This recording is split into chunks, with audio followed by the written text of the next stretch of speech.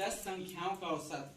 सबसे पहले देखेंगे ऐसे, जिसे ये कर रहे हैं तो ये यहां से लेके ये 1 2 3 4 5 6 7 8 9 10 है ना। इस 10 संख्याओं का औसत 1 से 10 तक, इस 10 संख्याओं का औसत दिया है 13, एवरेज 13.7। ठीक है, 10 संख्याओं का जो औसत है वो 13.7 दिए। अब इसमें एक चीज दिया है, चलो यहाँ पर लिख देते हैं 1 2 3 4 5 6 7 8 9 10। और इसमें पहली से 5 तक की औसत, मतलब ये 1 से लेकर 5 तक, इसका एवरेज दिया है। इसका भी एवरेज दिया है, कितना दिया है 12.4। ये इतना तक का है ना, ये इतना तक का 12.4 देख लिया। लेकिन अंतिम 6 संख्याओं का, अंतिम 6 संख्या कौन सा होगा, ये 4 से 1 2 3 4 5 6 7 हो रहा है, तो यहाँ से 1 2 3 4 5 6, ये यहाँ से लेकर के इसका एवरेज हो जाएगा 14.5। ठीक है, अब यहाँ पर इसको अलग लिख लेते हैं। तो 10 संख्याओं का औसत ये है, तो 10 संख्याओं का योगफल, 10 संख्याओं का योगफल, ये कैसे होगा 10 संख्याओं का योगफल। इसका जो औसत दिया है 13 दिए हैं, तो 13.7। इसमें कितना का मल्टी करेंगे, 10 का मल्टी करेंगे तो ये क्या हो जाएगा 137, और ये 0। दशमलव के बाद एक अंक है, तो क्या करेंगे, दशमलव के बाद एक अंक, तो एक अंक के इस पर दशमलव लगा देंगे, मतलब 137। अब पहली 5 संख्या का औसत दिया है, पहली 5 संख्याओं का योगफल, कितना दिया है, ये दिया है 12.4। तो कितना का 5 संख्या, तो 5 से मल्टी करेंगे।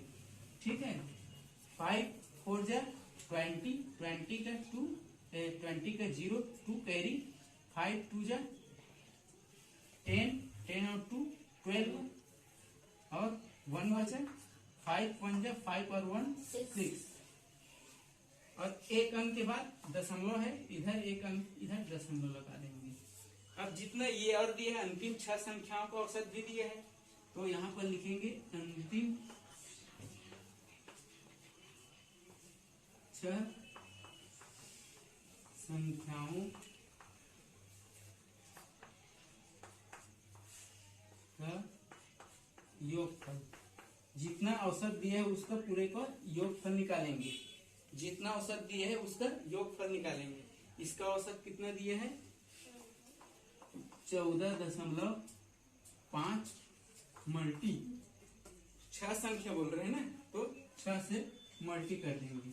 यहाँ पर आएगा 6 5 जा 6 5 30 का 0, 3 कैरी 3 बचे, 6 चौक 24, 6 4 जा 30 24। इसमें 3 को प्लस करोगे तो 27, तो ये 2 बचा, 6 1 जा 6 और 2 8। ठीक है, एक अंक के बाद दशमलव है, तो इधर ये दशमलव लगा देंगे। अब ये सबका निकल गया, इसका योगफल निकल गया, इसका योगफल निकल गया, इसका योगफल निकल गया। अब देखेंगे पूरे का योगफल में, ये 5वां नंबर का जो संख्या है इसको बोल रहे हैं, इसका वैल्यू निकालने के लिए ये 5वीं संख्या ज्ञात करनी है, इस 5वीं संख्या को ज्ञात करना है। ठीक है, तो इस पूरे में से सबसे पहले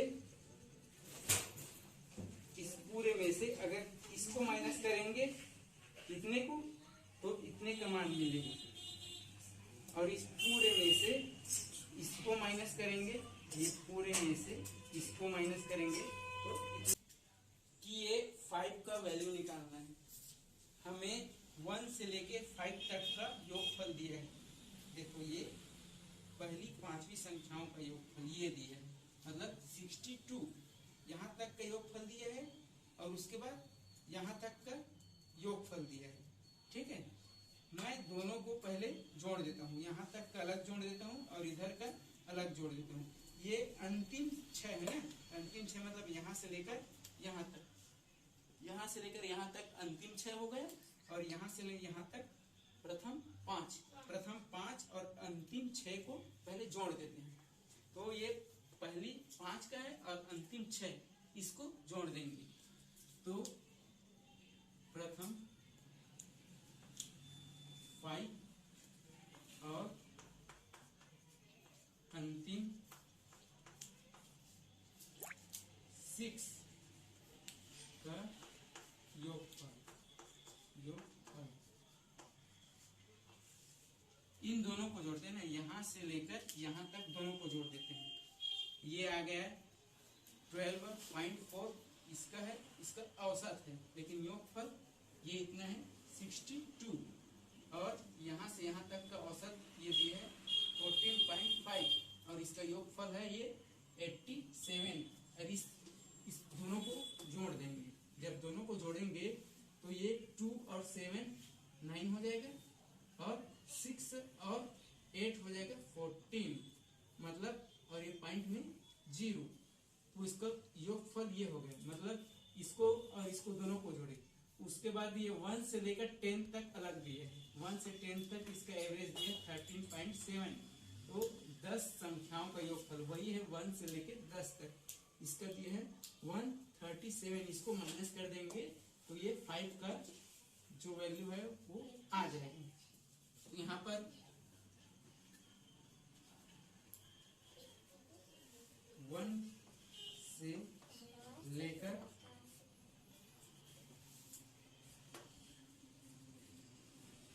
10 तक का योगफल को घटाने पर या माइनस करने पर देखते हैं क्या आता है। माइनस करेंगे तो 149, ये दोनों को जोड़े थे इसको लिख लिए और 149, ये 149, तो इसको घटा देंगे 137 माइनस 137। जब माइनस करेंगे तो ये 9 में 7 जाएगा तो 2 और 4 में 3 जाएगा तो 1, मतलब 12 और ये इसमें 1 में 1 जाएगा तो 0। तो यहाँ पर 5वीं संख्या क्या होगा 12, तो यहाँ पर लिख देंगे 5वीं